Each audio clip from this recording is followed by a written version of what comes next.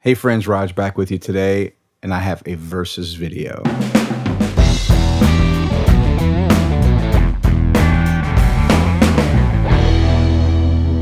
This will be a Gibson 335 Real Deal McCoy versus this Firefly 338, which is a 335 copy. Can we call it that? Can we just say what it is?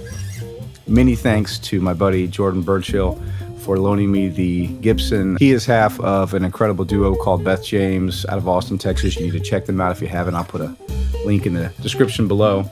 Okay, hoodie off. Because it's 37 degrees outside means it needs to be at least 84 degrees inside my house, apparently. Anyway, I've taken some measurements of some things so we can compare apples to apples as much as possible here. This apple weighs in at just about 8.5 pounds, which does make this a little heavier than average, I believe. I think the average weight for a 335, according to the interwebs, is just a hair under 8 pounds. So this guitar weighs in at almost exactly 7 pounds, which makes it 1.5 pounds lighter than this 335, which is pretty substantial. You can definitely feel the difference when you pick them up. You can definitely feel the difference when you have them strapped on. I measured the string spacing as well on these instruments. And of course, this can vary greatly depending on how your nut's cut. You could get a $13 replacement for your nut, and you could ostensibly cut it any way you like. But in this case, the 335 at the nut, the string spacing is 1 13/32 inches. The 338 Firefly spacing at the nut is 1 12/32 inches. So I did double check that. It's very, very close. But each time I checked it, I got a 1/32 inch difference. At the bridge, the string spacing is 2 1/16 inch, to the best of my measuring abilities.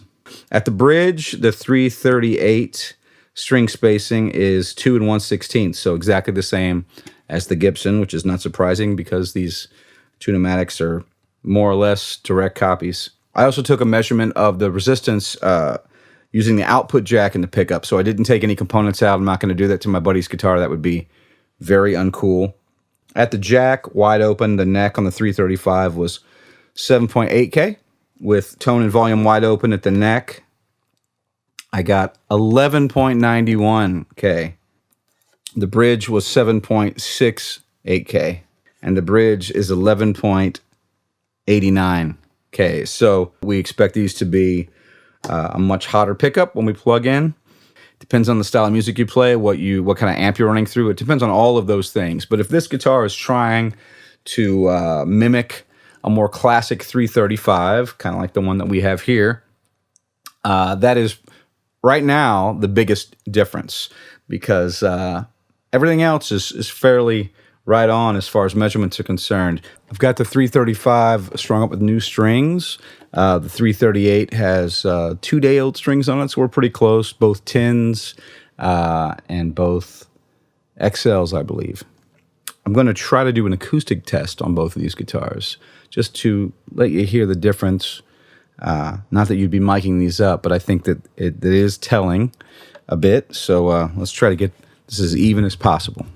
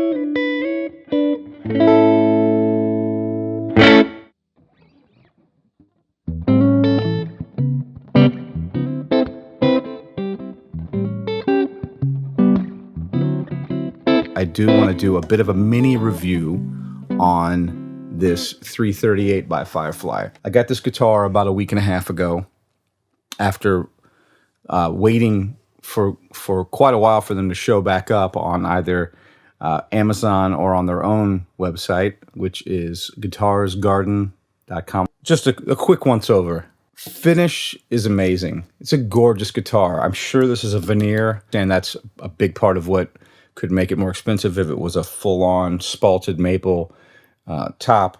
With that poly finish, it'll probably never make it down to the point where that veneer is in any sort of danger. I might knock the poly back at some point, might scruff it up just enough to get some of that shine off with some quad-aught steel wool. However, that still leaves plenty of poly. The finish is beautiful, all around, front, back. You can see all sort of swirl marks in the back of the guitar where I've already knocked that back a bit, that shine on that poly.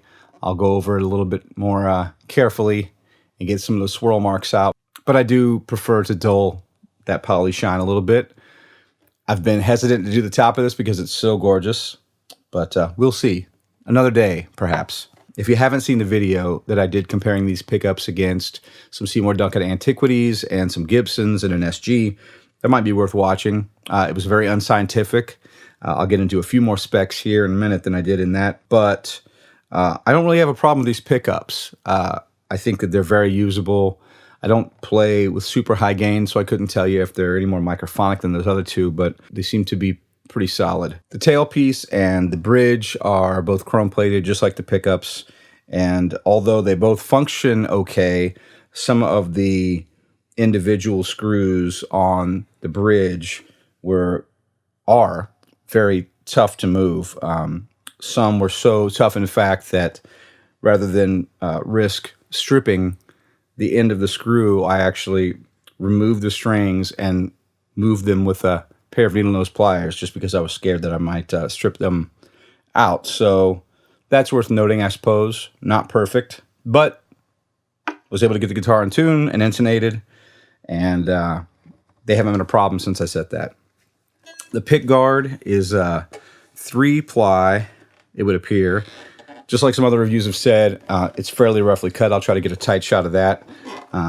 The cut is fairly rough, but I do like the shape of the pick guard. It's pretty traditional, in line with later 50s and 60s pick guards. I'm assuming that they're budget dime-sized pots all around, which are all functioning as they should. But historically, those pots don't have a great track record. If you have this instrument on the road, for instance, and got some sweat in there every night and that kind of thing.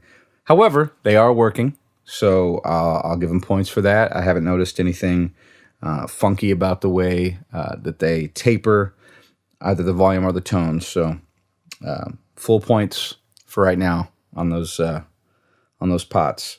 So basically everything from here down, I'll give it a thumbs up.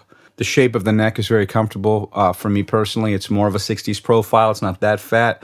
I would say that it's not quite as thin as some of the 60s profiles that I've played, but it's very comfortable. It feels like a modern Gibson profile to me. The tilt of the headstock is not nearly as dramatic as on a real Gibson. I'm not really sure what the angle is, and I don't have a way to find out, but I'd say it's probably just over half of the break angle of my SG, and we'll compare it visually anyway to the 335. I think it's worth saying that I don't mind the shape of this headstock, as superficial as that may sound. You know, there's something about the look of a guitar that makes you want to grab it and play it. And between the finish and the general shape of this guitar, the ears on this guitar aren't quite the Mickey Mouse ears. I actually like the sharper ears of, I want to say it was 67. Maybe I'll post that there. They went to a slightly sharper ear, and that's happened a couple times throughout the production of 335. It's been around for a very long time, and between the 335, 345, 355, and all its different variants, there have been quite a few shapes. The binding is really nice throughout. As a matter of fact, I've only found one real finish flaw at all, and I'll show a close-up of that. Obviously, you're kind of luck of the draw on some of these Chinese manufactured guitars, and pretty much that's where the kudos run out for this particular guitar. When I got this guitar, the frets were in pretty bad shape. Nothing was lifted out. There was no like sprout, but we had lots and lots of places where at a decent action, I was fretting out. And so basically, rather than try to fix each individual problem, I just decided to do a full fret level. So I have done that, and I've recrowned, and I have polished them up somewhat, although I probably need to spend a little bit more time on that. But all in all, it took me a couple of hours. I'm not all that great at it yet. Took my time and made sure that I did it as good as I could do it. And ended up going back a couple times and fixing a few things that I didn't get quite right the first time. So I just went slow and didn't take off too much. That way you can always go back and take off more. In terms of sharpness of the ends, I mean, this is bound, so none of the fret ends went past the binding, but just within the binding sometimes you'll get some sharpness. And there was some of that, so I've gone through and I've done just a hair of sanding on each side of each fret all the way down. And again, 45 minutes or so worth of work while watching the TV, and that problem was pretty much taken care of. The next big issue were the tuners. The original tuners that came with this thing were pretty bad. I would say not the worst I've received on a budget guitar, but definitely in the running for the top 5 worst set of tuners that I've received. I can't blame them. A good set of name brand tuners could literally cost half as much as this guitar, so they have to cut costs somewhere. I was able to get the guitar in tune, but keeping it there was a little more difficult. The gear ratio was probably pretty low, and it was just tough to make any sort of small adjustments. So I started looking around for tuners that I thought would be a good fit for this guitar. I didn't want to spend name brand money. I didn't think that would be appropriate for the sort of project this was, and certainly not for this comparison video. I didn't want to spend $80 on a set of tuners for a guitar that cost $180. So I ran across a company on Amazon called, I believe it's Geiger. Hope that's right. Let's put that up here. How about here? Yes. These locking tuners that were still very much vintage in look, just like Klusons, and then a lock on them. I got them installed, and all went great until I got to the A string. And when I got to the A string, the mechanism, the screw that actually locks the string, was stripped out just on the end, unfortunately. I could actually screw it in just fine without the string in there. But so as I'm recording this, they are sending me a replacement. I guess the fringe benefit is if that happens to you, you can still use it as a regular tuner. I will say that these tuners have been great so far. I don't know what the gear ratio is. I'm not sure if it's if I can find the spec, I'll post it here. But in terms of the feel, in terms of their resistance, it's very similar to the Gibsons I have on my SG and to the Klusons I have on my custom build. So I'll be buying more of these, and at under $40, I think it was a pretty good deal. The nut was actually okay on this guitar. I am not sure if it was bone or hard plastic. If it was hard plastic, it was a good quality one. It passed the tone test whenever I took it off and I dropped it on a wood table. It made a pleasing sound alongside other bone nuts. So I don't want to say definitively what it was because it's not listed in the specs anywhere. But that being said, the cut was okay, but not perfect. It was a little too deep in spots for my liking. It wasn't causing any real specific problems, but I just didn't figure for $12 that it wasn't worth replacing that. So this is a tusk nut that I have done a little bit of filing to and kind of got it where I feel like is the best balance between action and tuning and general feel. So all told, between the guitar, the shipping for the guitar, the nut, and the tuners, I have spent $250, actually $249 and some change on this guitar. 250 United States dollar bills. I should also mention that I replaced the truss rod cover. This is the one that came with it. It was fine, pretty inornate. So I grabbed one that was on an Epiphone that I had, and I did have to drill one additional hole. So we'll call it 250. I feel like it's playing really well. I've gone through Helix Native and created a few patches that I feel are complementary to this guitar, and I'm having a lot of fun with it. It's staying in tune. Yeah, it's doing all the stuff that I want it to do. So at this point, let's look at the Gibson. All right, so here we have the real deal McCoy. This is Gibson 335. It came out of the Memphis factory in 2014. Actually, it came out of the Memphis factory in March of 2014. Actually, it came out of the Memphis factory at March 6th, 2014. I know that because it came with this certificate of authenticity, a little booklet, like it graduated from junior college. And then on the warranty card, it actually has the exact date of manufacturing, which was March 6th, 2014, which is kind of cool. Neck is mahogany. Everything else is maple. I think it's safe to assume that all of the hardware, from the switch to the jack to the pots to the knobs to the tuners, all of these things are going to be at a fairly high level of quality, fairly or above. Fairly high level or above. We have a nickel-plated bridge and tailpiece, and I'm going to say chrome-plated pickups. I could be wrong on that. They might be nickel, but if they're nickel, they sure are shiny. And then on the tuner front, we have Klusons. So Kluson Deluxe tuners, which is what you'd expect. I'm not going to really do a review so much of this guitar. A few specs I think are important to make the comparison a little bit more meaningful. This is the guitar that any of its copies should be compared against. So thanks again to Jordan for lending it to me. So I've got a few thoughts on all of this. Some subjective, some objective. Part of my reason for doing this was to try to define some actual measurable things that we could put up on the screen to say, this is why these two guitars feel different. And there are some. There are quite a few, actually. So one would be just the actual construction. So the difference in wood between, at very least, the necks. There's something to be said for that. There's a different resonance. It's definitely going to have an impact on how it feels in the hand, how it resonates in the hand, how it responds to physically playing a string. So there's a difference there between the mahogany neck on this and the maple neck on this. The density of the wood is going to be different. It would probably be different on a maple neck 335 and this maple neck 338. So that's a part of it. Obviously, the pickup output oddly wasn't as huge of a deal as I thought it would be. I think coming from mostly Telecaster world, where you're dipping down into the 4,000 range, maybe that difference for whatever reason, maybe you guys are way smarter than me. You can explain why that difference would be more audible than jumping from 7,000 up to 11,000 or thereabouts.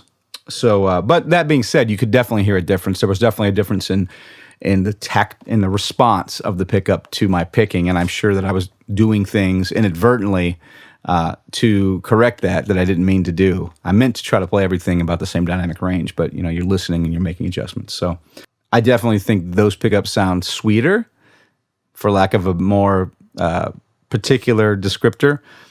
I think they're probably very close to the Duncans I have in my custom.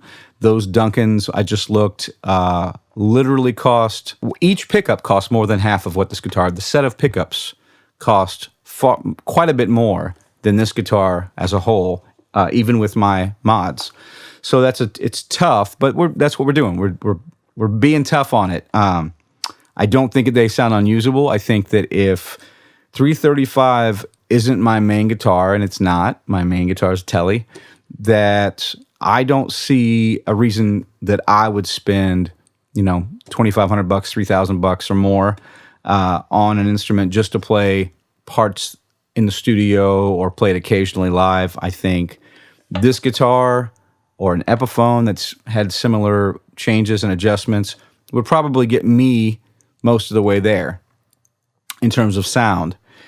Now, there's some far more subjective things, at least I can't be as specific about. I think that there is something fairly substantial happening in the string tension difference between these two guitars.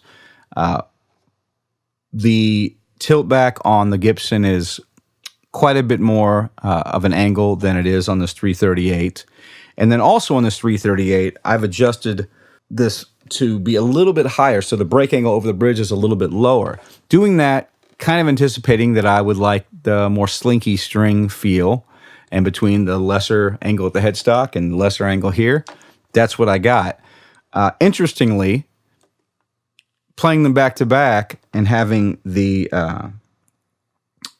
stop piece on the 335 be all the way down and action almost the exact same on both guitars at the 12th fret. Between that break angle and the break angle on the headstock of the Gibson, I found it much more consistent to play that guitar. I felt like I played that guitar better than I played this guitar in practice. So I may very well screw this down all the way to the, to as far as down as it'll go to give me a little bit more of a break angle. But then that's it for me. I can't really, the neck is fairly straight right now. I can't really take out any relief to give me a straighter feel. I think the Gibson's maybe a hair straighter. This is probably about as straight as I can go with the current fret job that I did myself. So I'm sure this fret job is better than the fret job that I did, but this one's decent.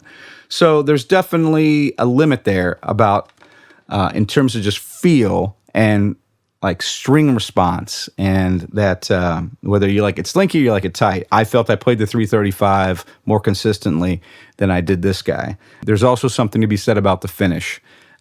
Not having any of this sticky poly, just the way it feels everywhere, the way it feels in my left hand. I've like I said, I roughed up the poly on the back and the neck a bit, but it still feels a little different. There's still a tactile difference between those two finishes, and I think that plays part.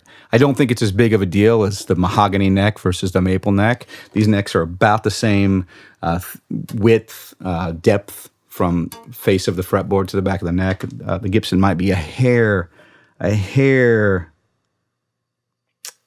bigger, possibly. I don't know. If it is, it's just a very small amount. So I don't think that really contributes to it. The frets are about the same size. Maybe a hair bigger on the 338, a hair wider, but obviously where the strings touching is not going to be that big of a difference. It's interesting how these small things start to add up and feel that much different. But anyway, that's where we stand. It's kind of bittersweet. I'm about where I thought I would be, where this guitar definitely handles the bill in the studio, definitely would handle the bill live with the mods that I've made. I think it'll hold tune and be a solid guitar. But I think that there's a limit in just how close I could get this thing, no matter how much money I wanted to throw at it, to a 335. I think that if I put the Duncans or some real Gibson pickups in here and doubled the cost of this guitar, I would still only be about $500, and $500 is a lot less than $2,500. So if it was critical that I get that tone, if I needed that Larry Carlton sound or something like that, then I think that would be worth the investment on a guitar that was initially this cheap.